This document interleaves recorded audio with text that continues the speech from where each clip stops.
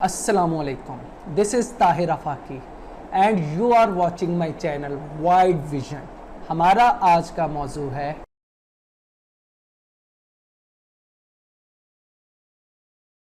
Thomas Hobbes English philosopher है जिसने मशहूर ज़माना theory of social contract and absolute sovereignty का नज़रिया पेश किया। किसी भी राइटर को अंडरस्टैंड करने के लिए ज़रूरी है कि हमें उसके ज़माने के बारे में पता होना चाहिए कि उसके दौर में क्या हो रहा था और वो किन किन लोगों से मुतासर था। जब ये दो बातें पता होंगी तो उस फिलोसोफर के आइडियाज़ को हम आसानी से समझ सकते हैं।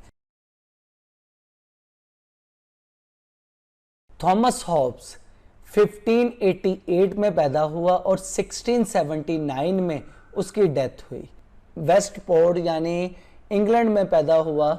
तो उस ज़माने में इंग्लैंड में बहुत से इनकलाबात आ रहे थे, सिविल वॉर्स लगी हुई थी और लोग बादशाही निज़ाम के ख़िलाफ़ इनकलाबात लेके आ रहे थे। तो ऐसे में बरतानिया में सियासी कशीदगी अपने पूरे अरूज पर थी, किसी की भी ज़िंदगी महफूज नहीं थी। ऐसे में थॉमस हॉब्स के आइडियाज़ जो हैं वो रागिब हुए हैं towards absolute sovereignty.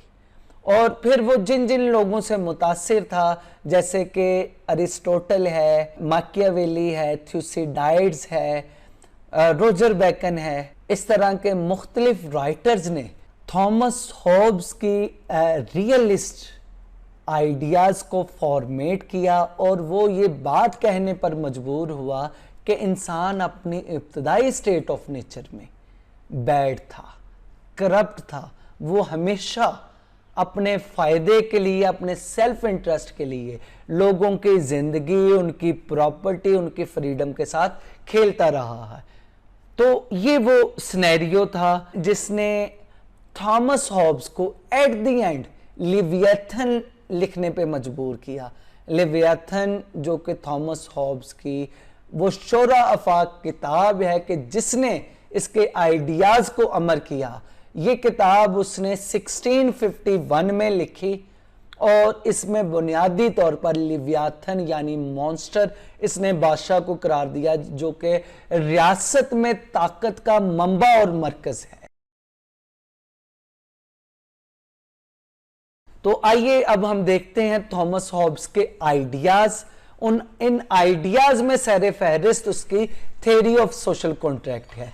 Theory of social contract असल में 3 अजम्पशंस पर मुश्तमिल है। Number 1 state of nature, number 2 contract and number 3 establishment of society और स्टेट। ये 3 अजम्पशंस हैं। यही 3 अजम्पशंस आप जॉन लॉक के यहाँ भी देखेंगे, आप रूसो के यहाँ भी देखेंगे।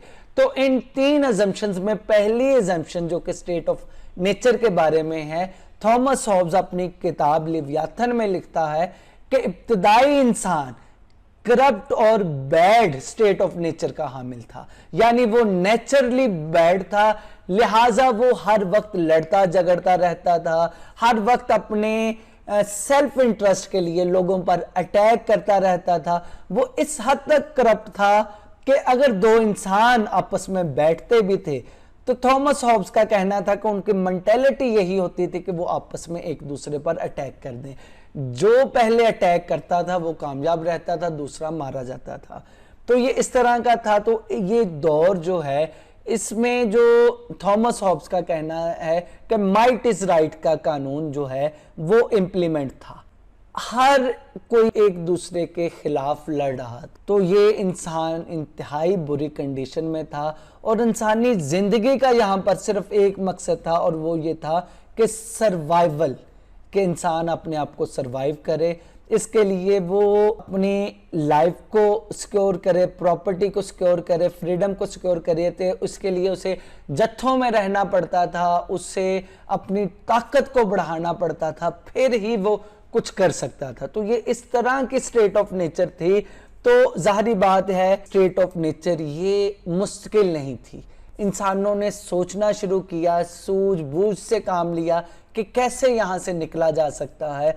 तो गौर व फिक्र के बाद उनको लगा कि कुछ नेचुरल लॉज हैं وہ یہ چاہتے ہیں کہ ہر انسان جو ہے اپنی اپنی باؤنڈری میں رہے، ہر انسان کے یہ 3 اہم رائٹس یہ بھی سیکیور ہوں، لیکن وہ دوسروں کے رائٹس کو غصب نہ کرے۔ تھامس ہابس کے مطابق، نیچرل لاز کے مطابق، یہ گڈ اور بیڈ کا جو کنسیپٹ ہے اس سے امپلیمنٹ کرے کہ آپ کے جو رائٹ ہیں آپ اگر اسے صحیح وے میں استعمال کر رہے ہیں، حاصل کر رہے ہیں تو یہ گڈ ہیں، ادروائز یہ بیڈ ہیں۔ تو اس طرح سے اگر ہم آگے چلیں گے تو ایک پیسفل سوسائٹی کو اسٹیبلش کر سکیں گے۔ سو نیچرل لاز کے تحت تمام انسان آپس میں ملتے ہیں اور وہ ایک سوشل کانٹریکٹ کرتے ہیں کہ ہم اپنے ہی لوگوں میں سے کسی ایک کو حکمران مقرر کریں، اپنی تمام پاورز اسے دے دیں، اور وہ ان پاورز کا استعمال کرتے ہوئے جو لوگ معاشرے میں بدامنی قائم کر رہے ہیں، جو پیس کے دشمن ہیں، ان کو مارا جائے، ان پر لاز امپلیمنٹ کیا جائے اور معاشرے کو پیسفل بنایا جائے۔ تو یہ ہے، اس کی وجہ سے تمام لوگ آپس میں مل کر ایک کانٹیکٹ کرتے ہیں اور ایک حکمران یا لیویاتھن اپنے اندر چنتے ہیں۔ تو لیویاتھن یعنی وہ حکمران پھر لاز کی امپلیمنٹ کرتا ہے۔ یوں امپلیمنٹیشن کے ذریعے جو ایک پیسفل سوسائٹی قائم ہوتی ہے، تو یہاں پر یہ تیسری ایزمپشن ہے وہ کمپلیٹ ہوتی ہے، یعنی اسٹیبلشمنٹ آف سوسائٹی اور اسٹیٹ وہ قائم ہوتی ہے۔ اب رولر کے پاس یہ اختیارات موجود ہیں کہ وہ معاشرے میں پیس اسٹیبلش کرنے کے لیے وہ پاور کا بھرپور استعمال کر سکتا ہے۔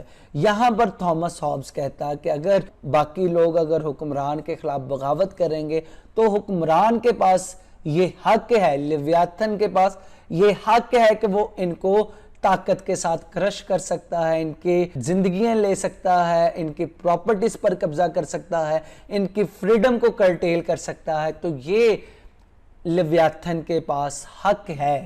تو یوں جو سوسائٹی جس پرپس کے لیے اسٹیبلش کی گئی تھی، پیس کے لیے اسٹیبلش کی گئی تھی، protection of life, protection of freedom, protection of property کے لیے اسٹیبلش کی گئی تھی، یوں اس کا جنازہ نکل جاتا ہے۔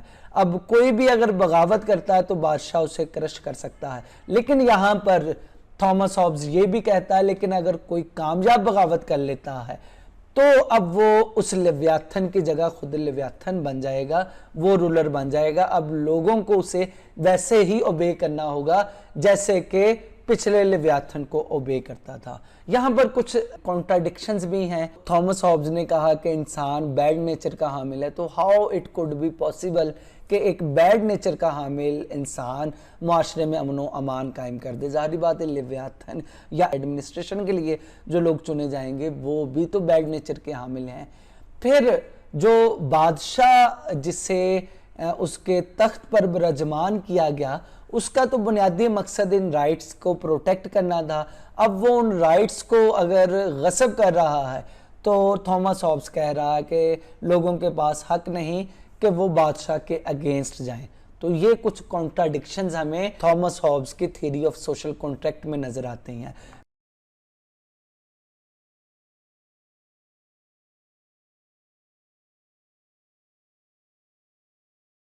پھر جو اس کا اس ہی بیس پر اس کی جو ایبسولوٹ سوورینٹی ایمرج ہوتی ہے، ایبسولوٹ پاور کا حامل بادشاہ سامنے آتا ہے۔ تھامس ہابس جو کہ اپنے دور میں 3 طرح کے نظام رائج تھے، مونارکی، ایرسٹوکریسی اینڈ ڈیموکریسی، اس میں تھامس ہابس مونارکی کو پریفر کرتا ہے اور وہ کہتا ہے کہ بادشاہ ہی حتمی پاورز کا حامل ہوگا تو سوسائٹی بہتر انداز میں چلے گی۔ پھر وہ فردر ایڈیشن کرتے ہوئے کہتا ہے کہ ریاست میں 3 طرح کے لاز جو کہ امپلیمنٹ ہوتے ہیں، state laws, natural laws and divine laws. تو وہ کہتا ہے کہ ان تینوں لاز سے ابو اگر کوئی پرسنالٹی ہے تو وہ بادشاہ کی ہے۔ بادشاہ کے پاس تمام طرح کے اختیارات ہیں، وہ سورسز آف لا ہے، وہ ہر طرح کے لاز امپلیمنٹ کر سکتا ہے، وہ فاؤنٹین آف جسٹس ہے، معاشرے میں وار بھی وہی ڈکلیئر کرے گا کہ پیس کب اسٹیبلش ہوگا۔ تو یہ اس کی بنیادی طور پر تھیری آف ایبسولوٹ سوورینٹی ہے. اسی کو لی کوک نے کہا ہے کہ یہ بنیادی طور پر سوشل کانٹریکٹ میں جو بادشاہ کے اختیارات ہیں یہ it's actually about the theory of sovereignty. تو یہ کچھ جو تھامس ہابس کے خیالات تھے جس نے بعد کی ویسٹرن فلسفی پر انمٹ نقوش ثبت کیے. ہم دیکھتے ہیں جرمی بینتھم، جے ایس ملز، جان آسٹن جیسے بڑے بڑے جورسٹ وہ تھامس ہابس سے متاثر ہوئے بغیر نہیں رہ سکے. ایون سوشل کانٹریکٹ کی تھیری جو کہ بعد میں ڈیموکریسی کا سبب بنی، وہ بھی اولین جو تھیری اسے منظم انداز میں جس انسان نے پیش کیا وہ تھامس ہابس ہے. یوں ویسٹرن فلسفی پہ تھامس ہابس کے اثرات بہت زیادہ ہیں. ایون جو ریئلزم کا ڈسکورس ہے اس کی بھی اہم ترین ایزمپشنز وہ تھامس ہابس کے آئیڈیاز سے لی گئی.